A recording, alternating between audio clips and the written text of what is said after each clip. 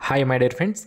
మీరు థంబ్‌నెయిల్ చూడగానే మీకు వచ్చినటువంటి డౌట్ ఏంటి అంటే, పోలీస్ డిపార్ట్మెంట్‌లో మేము నార్మల్‌గా ఏఆర్, సివిల్, ఫైర్ అనే విభాగాలైతే చూసాము. మరి ఈ కమ్యూనికేషన్ పోలీస్ ఏంటి అని మీకు డౌట్ అనేది వచ్చి ఉంటుంది. సో, మనకి పోలీస్ డిపార్ట్మెంట్‌లో ఏఆర్, సివిల్, ఫైర్ అనే విభాగాలతో పాటుగా కమ్యూనికేషన్ అనే విభాగం కూడా ఉంటుంది. సో, మెయిన్‌గా ఈ కమ్యూనికేషన్ కానిస్టేబుల్ గానీ, కమ్యూనికేషన్ ఎస్ఐ గానీ ఏం జాబ్ చేస్తారు అంటే, మెయిన్‌గా వాకీ టాకీస్ సంబంధించినటువంటి ఇన్ఫర్మేషన్ కలెక్ట్ చేయడము, అలాగే మనకి ఏదైతే ట్రాకింగ్ చేస్తుంటారో ఫోన్స్ కానివ్వండి, ఇతర ఏదైతే ట్రాకింగ్ చేస్తుంటారో వాటిని ట్రాక్ చేయడం గానీ, సిస్టమ్ రిలేటెడ్ వర్క్స్ ఏవైతే ఉంటాయో అవన్నీ కూడా ఈ కమ్యూనికేషన్ కానిస్టేబుల్ మరియు కమ్యూనికేషన్ ఎస్ఐ వారి పరిధిలో జరుగుతుంటాయి. సో, ఈ ఉద్యోగాలను భర్తీ చేయడానికి కమ్యూనికేషన్ పోలీస్ అంటే communication constable, communication head constable మరియు కమ్యూనికేషన్ ఎస్ఐ ఉద్యోగాలను భర్తీ చేయడానికి ఇప్పుడు మనకి నోటిఫికేషన్ అనేది రిలీజ్ చేయడం జరిగింది. ఇందులో లిస్ట్ ఆఫ్ వేకెన్సీస్ ఎన్ని ఉన్నాయని మీరు ఇక్కడ చూడవచ్చు. ఎస్ఐ కమ్యూనికేషన్ వచ్చి 92 వేకెన్సీస్ ఉన్నాయి. Head constable communication 383, constable communication 51 vacancies ఉన్నాయి. ఈ ఉద్యోగాలకు అప్లై చేసుకోవాలి అంటే ఏమేం క్వాలిఫికేషన్స్ అనేవి ఉండాలి. ఇక్కడ నేను నార్మల్ క్వాలిఫికేషన్స్ అనేది ఇవ్వడం జరిగింది. కొన్ని మనకి స్పెషలైజ్డ్ క్వాలిఫికేషన్స్ అనేవి కూడా ఒక్కొక్క పోస్ట్‌కి అడిగారు. అవి కూడా నేను మీకు చెప్తాను. అలాగే ఏజ్ ఎంత ఉండాలి, శాలరీ ఎంత వస్తుంది, అన్ని వివరాలు కూడా క్లియర్‌గా నేను మీకు చెప్పడం జరుగుతుంది. మరిన్ని ఇలాంటి డైలీ జాబ్ అప్డేట్స్ మిస్ అవ్వకుండా పొందడానికి ఈ వీడియో కింద కనిపిస్తున్నటువంటి రెడ్ కలర్ సబ్స్క్రైబ్ బటన్ పైన క్లిక్ చేసి ఛానల్‌కి సబ్స్క్రైబ్ చేసుకోండి. అలాగే మన వాట్సాప్ గ్రూప్ లింక్‌ను కూడా వీడియో కింద డిస్క్రిప్షన్‌లో ఇచ్చాను. ఆల్రెడీ అందులో 8,000కు పైగా మెంబర్స్ జాయిన్ అయ్యారు. మీరు కూడా జాయిన్ అవ్వడం ద్వారా ఇక క్వాలిఫికేషన్ విషయానికి వస్తే సబ్ ఇన్స్పెక్టర్కి సంబంధించి అంటే ఎస్ఐ పోస్టుకు సంబంధించి bachelors degree in science with physics, chemistry and mathematics లేదా ఇన్ఫర్మేషన్ టెక్నాలజీలో డిగ్రీ చేసిన, లేదా కంప్యూటర్ సైన్స్లో డిగ్రీ చేసిన, లేదా ఎలక్ట్రానిక్స్లో కానీ ఎలక్ట్రానిక్స్ అండ్ కమ్యూనికేషన్లో కానీ చేసిన వాళ్ళు అప్లై చేసుకునే అవకాశం అయితే ఉంటుందన్నమాట. అంటే డిగ్రీ అనేది సైన్స్లో కానీ with physics as the one of the subject and chemistry and మ్యాథమెటిక్స్లో డిగ్రీ చేసిన వాళ్ళు, లేదా ఇంజనీరింగ్లో ఇప్పుడు ఇక్కడ నేను చెప్పినటువంటి కోర్సులు చేసిన వాళ్ళు అప్లై చేసుకోవచ్చు. అలాగే బ్యాచిలర్ ఇన్ కంప్యూటర్ అప్లికేషన్ చేసిన వాళ్ళు కూడా అప్లై చేసుకోవచ్చు. BE in electronics and communication చేసిన వాళ్ళు కానీ, లేదా ఇన్స్ట్రుమెంటేషన్ లేదా కంప్యూటర్ సైన్స్ లేదా ఎలక్ట్రికల్ లేదా ఇన్ఫర్మేషన్ టెక్నాలజీ నుంచి చేసిన వాళ్ళు కూడా అప్లై చేసుకోవచ్చు. ఏఎంఐఈ అనేది మనకి ఇన్స్ట్రుమెంటేషన్, కంప్యూటర్ సైన్స్, ఎలక్ట్రికల్ లేదా ఇన్ఫర్మేషన్ టెక్నాలజీ నుంచి చేసిన వాళ్ళు కూడా అప్లై చేసుకునే అవకాశం అయితే ఉంటుంది.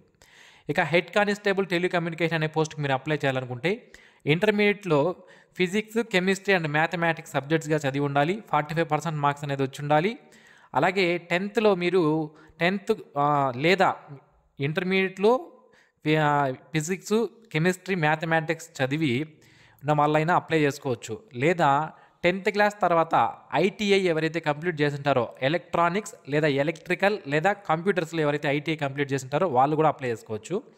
అండ్ 10థ్ పాస్ అయిన తర్వాత 3 ఇయర్స్ డిప్లొమా అనేది ఎవరైతే ఎలక్ట్రానిక్స్లో కానీ లేదా కమ్యూనికేషన్లో కానీ లేదా ఇన్స్ట్రుమెంటేషన్లో కానీ లేదా కంప్యూటర్ సైన్స్లో కానీ లేదా ఇన్ఫర్మేషన్ టెక్నాలజీలో కానీ లేదా ఎలక్ట్రికల్లో కానీ 10థ్ తర్వాత డిప్లొమా చేసిన వాళ్ళు కూడా అప్లై చేసుకునే అవకాశం అయితే ఉంటుందన్నమాట. సో, క్లియర్గా చెప్తాను చూడండి. హెడ్ కానిస్టేబుల్ కమ్యూనికేషన్ పోస్ట్కి ఇంటర్మీడియట్లో ఫిజిక్స్, కెమిస్ట్రీ, మ్యాథమెటిక్స్ చదివిన వాళ్ళు అప్లై చేసుకోవచ్చు. లేదా 10థ్ తర్వాత ఐటీ చేసిన వాళ్ళు అప్లై చేసుకోవచ్చు. లేదా 10థ్ తర్వాత డిప్లొమా చేసిన వాళ్ళు అప్లై చేసుకోవచ్చు. ఈ విధంగా ఉంటుంది. ఇక కానిస్టేబుల్ టెలికమ్యూనికేషన్ సంబంధించి 10థ్ పాస్ అయినటువంటి అభ్యర్థులు అప్లై చేసుకోవచ్చు. అలాగే డిజైరబుల్ క్వాలిఫికేషన్గా డిప్లొమా లేదా సర్టిఫికేట్ కోర్స్ అనేది ఐటీఐలో అడగడం జరిగింది. ఇది జస్ట్ డిజైరబుల్ క్వాలిఫికేషనే, ఎసెన్షియల్ ఏం కాదు. ఓన్లీ మీ దగ్గర ఎసెన్షియల్ క్వాలిఫికేషన్ అయినటువంటి 10థ్ పాస్ సర్టిఫికేట్ మీ దగ్గర ఉంటే కానిస్టేబుల్ జాబ్స్కి అప్లై చేసుకునే అవకాశం అయితే ఉంటుందన్నమాట. ఇక ఈ జాబ్స్కి సంబంధించి శాలరీస్ విషయానికి వస్తే శాలరీస్ అనేవి చాలా బాగుంటాయండి. సబ్ ఇన్స్పెక్టర్కి 35,400 రూపాయల బేసిక్ పే అనేది ఉంటుంది. హెడ్ కానిస్టేబుల్కి 25,500, కానిస్టేబుల్కి 21,700 బేసిక్ పే అనేది ఉంటుంది. ఈ బేసిక్ పేతో పాటుగా సెంట్రల్ గవర్నమెంట్కి సంబంధించినటువంటి DNS allowance, ration money allowance, special compensatory allowance, free accommodation, house rent allowance, transport allowance, leave travel concession, free medical facilities, ఇక ఇతర ఏదైనా అలవెన్సెస్ అనేవి ఉంటే అవన్నీ కూడా టైం టు టైం మీకు వర్తించడం జరుగుతుంది అని మనకి ఇక్కడ క్లియర్గా ఇచ్చారు. ఇక ఏజ్ విషయానికి వస్తే సబ్ ఇన్స్పెక్టర్ పోస్ట్కి 20 నుంచి 25 సంవత్సరాల మధ్యలో ఉన్నవాళ్ళు, హెడ్ కానిస్టేబుల్ పోస్ట్కి 18 నుంచి 25 సంవత్సరాల మధ్యలో ఉన్నవాళ్ళు, కానిస్టేబుల్ పోస్ట్కి 18 నుంచి 23 సంవత్సరాల మధ్యలో ఉన్నవాళ్ళు అప్లై చేసుకునే అవకాశం అయితే ఉంటుంది.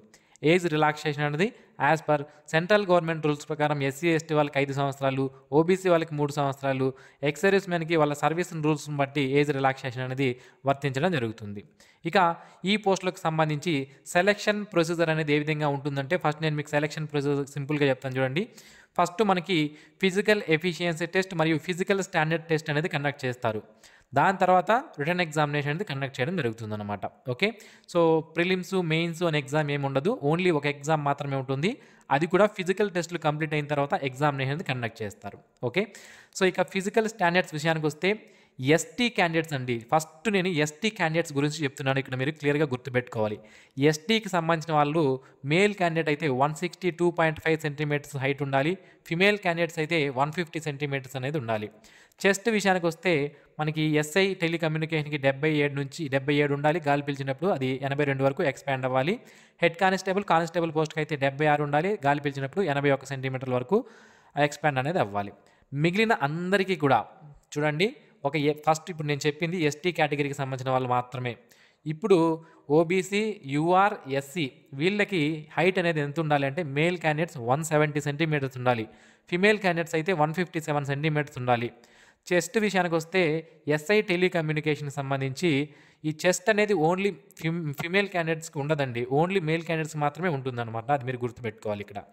ఇక చెస్ట్ విషయానికి వస్తే 80 సెంటీమీటర్ ఉండాలి, గాలి పీల్చినప్పుడు 85 వరకు ఎక్స్పాండ్ అవ్వాలి.